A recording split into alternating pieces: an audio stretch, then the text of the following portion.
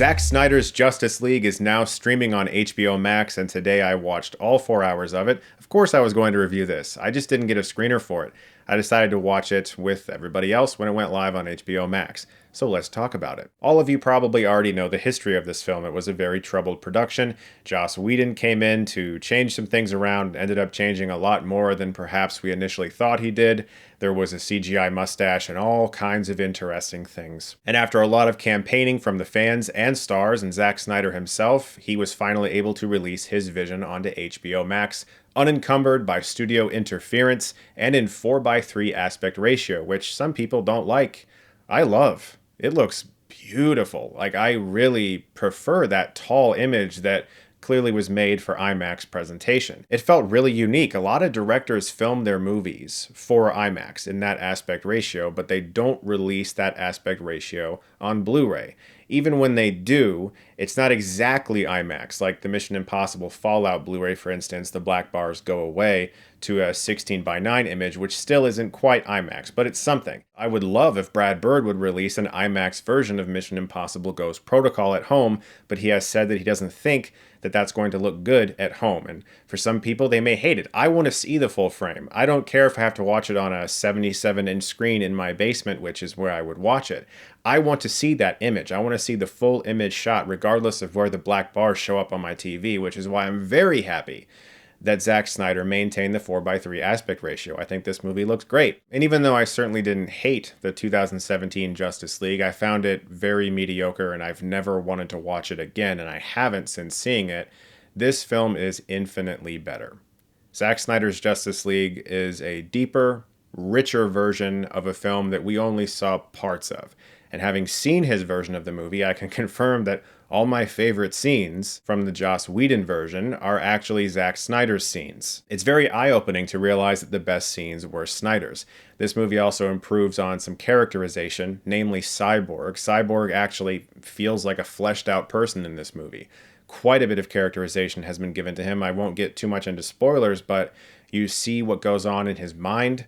You understand his family background a lot better. Where his presence was fairly routine and kind of boring in the original cut, here he shines as one of the most important characters in the film. The use of humor is also toned down considerably, but toned up from Zack Snyder's other films, so it feels like it's right on the level of where it should be, especially with Barry Allen, played by Ezra Miller. The character's very funny and Miller's good in the role, but it doesn't feel like overkill, and some of the more cringy jokes from the original cut, like him falling on top of Wonder Woman, are nowhere to be seen.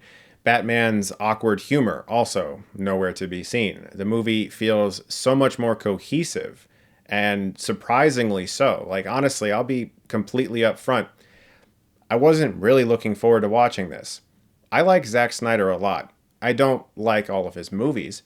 I think he seems like a really great guy. And I have said this 100 times, and I'll say it again. I am always on the side of the filmmaker. I am so glad that Snyder got to realize his vision, got to show it to people, and got to right a wrong for him in his career. I'm always going to be on the side of the filmmaker, and I'm really, really happy that his vision is now out there. But since I found the original Justice League so mediocre, I just couldn't really get that hyped for this. So the film did nothing but surprise me. Although some aspects of the film don't quite work for me, I did find myself really enjoying watching it, even though it was so long. This series is still struggling to figure out just what to do with Amy Adams as Lois Lane. She's referred to as a key character by someone, and she does have to do something that is very important in the movie, but for the most part, she appears sporadically to mourn the loss of Clark Kent. For most of the movie, that is her purpose. And obviously the runtime. This is incredibly long. I did have to take a break 2 hours in and just sort of stretch for like 10-15 minutes, have a snack, and then watch the rest. It's a very long film, and in some ways, you can sort of lose track of things if you're not really thinking about everything that's going on. And I can understand why at one point they thought about breaking this up like a miniseries. It did feel like 4 really good episodes of a Justice League miniseries. The battle on Themyscira, for instance, was jaw-droppingly better this time. It felt like a baton race as they were passing the mother box between each other. That whole part of it just felt like its own movie. So I can see why that may have been a good idea to have a mini-series in a way. I think they did something like that with the extended cut of The Hateful Eight on Netflix. I think they broke it up a little bit. I can't remember for sure. And there were a few scenes that probably didn't have to be in the movie. I think there is a 3-hour or 3.5-hour cut of this movie that would absolutely be Snyder's vision. And I think eventually Zack Snyder probably looked at all of the fans who were Al Pacino in Heat. Give me all you got! Give me all you got! And he did just that. Because I think that even if Snyder hadn't have had the interference from Warner Brothers and from the Whedon cut that he did have, I can't imagine that this version would have been what he released in theaters. I know there was discussion about splitting the film up, but this is actually one of the things I'm most excited about here. I'm very excited about a movie of this length being successful on a streaming platform. Because if you look at a film like Avengers Endgame, the movie's 3 hours and 1 minute or something. Because the movie has to fill enough theater slots every day to get enough people to come to the theater and make their money back. And if a film is so long, they can only program a few showings of it per day. But 3 hours was kind of pushing it. But the fact that HBO Max exists, or Netflix or Hulu or whatever, this is really exciting to me, that a filmmaker can recommend something that is so against the theatrical experience and have it be successful and have it be greenlit. This is really exciting for filmmakers, because for a long time, the way movies got made was at the behest of the theatrical exhibition experience. But if you do not have those rules and you can say, actually, I would like to make my movie this way, which is very strange and not normal per se, you have the option to do things like streaming services now, which really is cool and exciting for filmmakers. Now, I'm assuming that a lot of you have seen the movie, but I do want to talk about a few issues I have with the film that are spoilery. So if you have not yet seen the film, I'm going to talk about spoilers for a second. First off, there's like 20 minutes at the end that felt sort of Return of the King-esque, like it just kept going, and it felt like the movie had ended. There's an extended dream or vision sequence with Batman and Joker.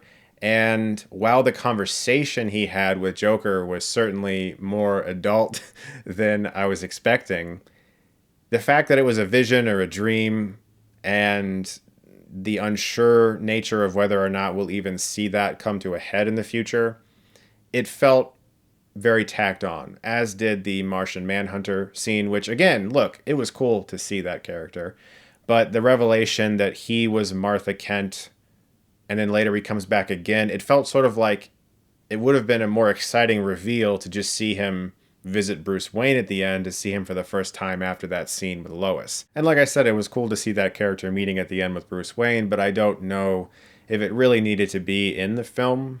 If they end up somehow continuing this story, even though Zack Snyder has expressed that he would like to move on, and understandably so, then that feels more justified. But his inclusion now feels sort of like a fun thing that we can just enjoy seeing.